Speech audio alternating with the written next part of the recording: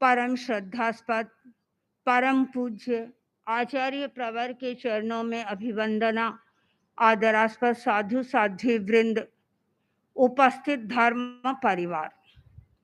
हिंदुस्तान में दो परंपराएं विकसित हुई, वैदिक परंपरा और श्रमण परंपरा। वैदिक परंपरा में तीर्थ यात्रा को महत्व दिया जाता है और यह बताया भी जाता है कि जो व्यक्ति तीर्थ यात्रा कर लेता है वह पवित्र बन जाता है। अनेक लोग तीर्थ यात्रा करते हैं।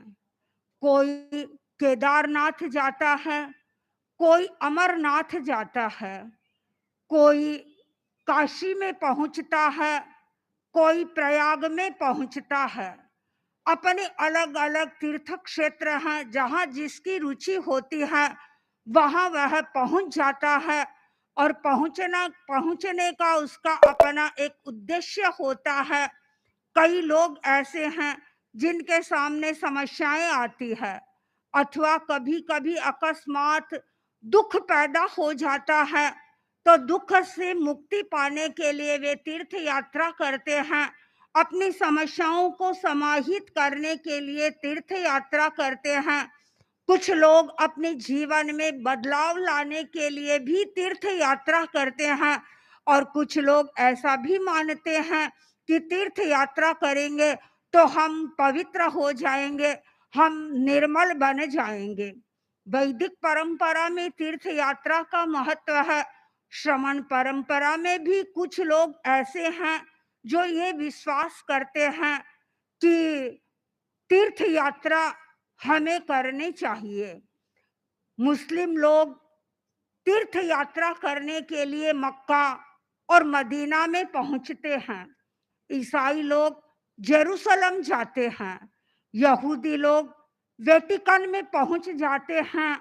लेकिन तेरा पंथ में विश्वास करने वाले व्यक्ति तीर्थ स्थान, तीर्थ क्षेत्र उनके लिए वही होता है जहां उनके गुरु रहते हैं। गुरु दर्शन करने का अर्थ है कि उन्होंने तीर्थ क्षेत्र में अवगाहन कर लिया, तीर्थ क्षेत्र में उन्होंने स्नान कर लिया और अपने आप को पवित्र कर लिया। तेरा पंथ धर्म संघ में गुरु का सर्वोपरि स्थान है और आचार्य भिक्षु ने तो ऐसी मर्यादा बना दी कि तेरा पंथ धर्म संघ में एक ही आचार्य होगा, एक ही गुरु होगा। और आप सब देख रहे हैं उसका ही वर्चस्व है, उनका ही वर्चस्व बना हुआ है। जो गुरु कह देते हैं हर शिष्य को सहर्ष रूप से वह स्वीकार्य हो जाता है। गुरु की आज्ञा को का लंघन करने का कोई भी शिष्य साहस नहीं कर सकता। भले ही वह छोटी बात हो और भले ही बड़ी बात हो, किसी बात के लिए यदि गुरु का निर्देश मिल गया तो वह हम उसे प्राण से भी अधिक महत्व देते हैं और उसके पालन करने की हम बात सोच सकते हैं। प्रश्न होता है कि गुरु कौन होता है। जैन सिद्धांत दीपिका में गणाधिपति गुरुदेव श्री तुलसी ने गुरु की एक परिभाषा लिखी है और वह परिभाषा बहुत गहरी परिभाषा है। गुरुदेव ने लिखा है, निर्ग्रंथो गुरु। गुरु वह होता है जिसके पास किसी प्रकार का कोई ग्रंथ नहीं होता है, जिसके पास किसी प्रकार का कोई परिग्रह नहीं होता है और जिसके नाम से किसी प्रकार की चल या अचल संपत्ति नहीं होती है। वास्तव में वही गुरु होता है।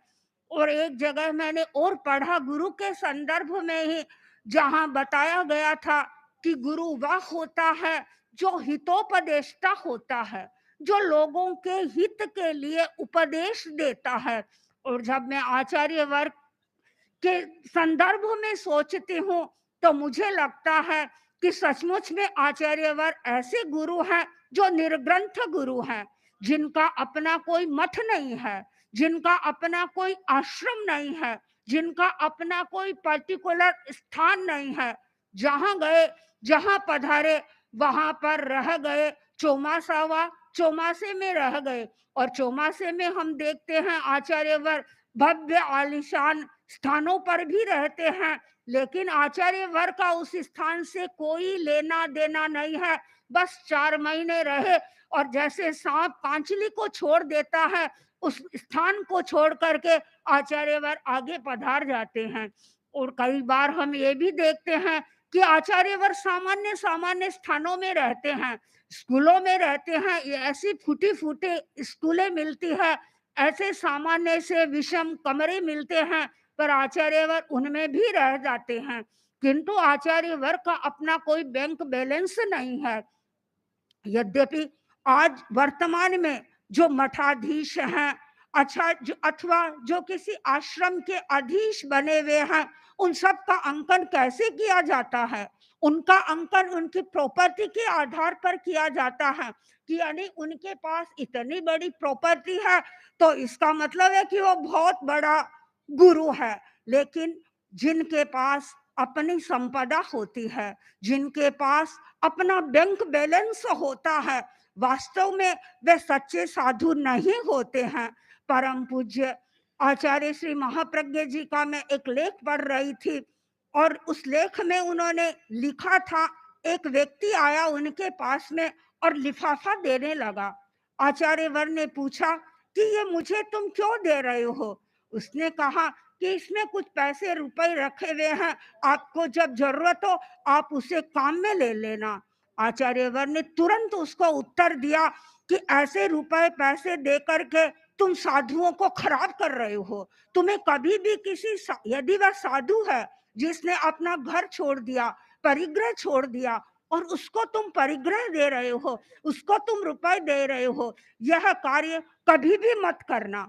तो वास्तव में जो व्यक्ति परिग्रह रखता है वह सच्चा साधु नहीं होता है। सच्चा साधु तो वही होता है जो निर्ग्रंथ होता है, और जो निर्ग्रंथ होता है वही लोगों की समस्याओं को समाहित कर सकता है, लोगों को दुखों से मुक्त कर सकता है। मुझे एक प्रसंग याद आ रहा है। एक डॉक्टर था, डॉक्टर के 2 संतान थी। डॉक्टर की मृत्यु हो गई और मृत्यु के बाद में बंटवारे का प्रसंग आया।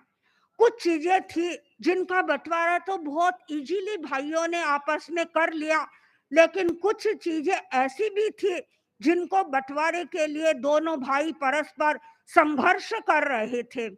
अनेक लोगों को मध्यस्थ बनाया गया उस बंटवारे को सही तरह से निपटाने के लिए, लेकिन कोई भी व्यक्ति उसमें सफल नहीं हो पाया।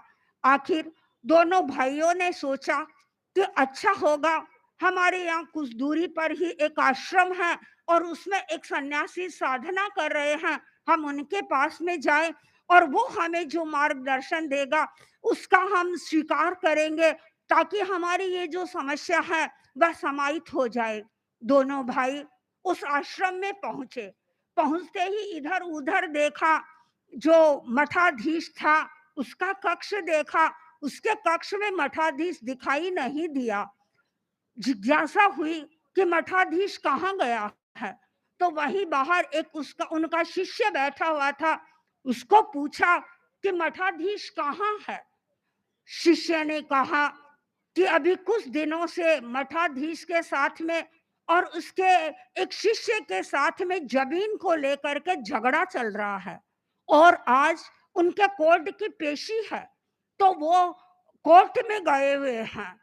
जब दोनों भाइयों ने इस बात को सुना कि जो व्यक्ति जिसके पास हम अपनी समस्या को समाहित करने के लिए आए हैं और वो ही व्यक्ति स्वयं समस्या से ग्रस्त बना हुआ है, तो वो हमारी समस्या का समाधान कैसे करेगा?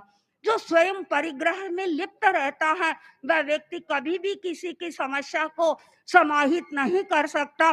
समस्याओं को वे ही व्यक्ति समाहित कर सकते हैं जो परिग्रह से मुक्त रहते हैं। हम सौभाग्यशाली हैं कि इस युग में हमें एक ऐसे सक्षम गुरु प्राप्त हुए हैं जो स्वयं निर्ग्रंथ है और लोगों को निर्ग्रंथता का पाठ पढ़ा रहे हैं कि कैसे हम सब निर्ग्रंथता के पथ पर आगे बढ़े और जो स्वयं समस्या से मुक्त होकर जीवन जी रहे हैं, जो इनके पास में आते हैं, हर व्यक्ति को वे समस्या से मुक्त करते हैं, दुखों से मुक्त करते हैं और जीवन जीने की कला सिखाते हैं।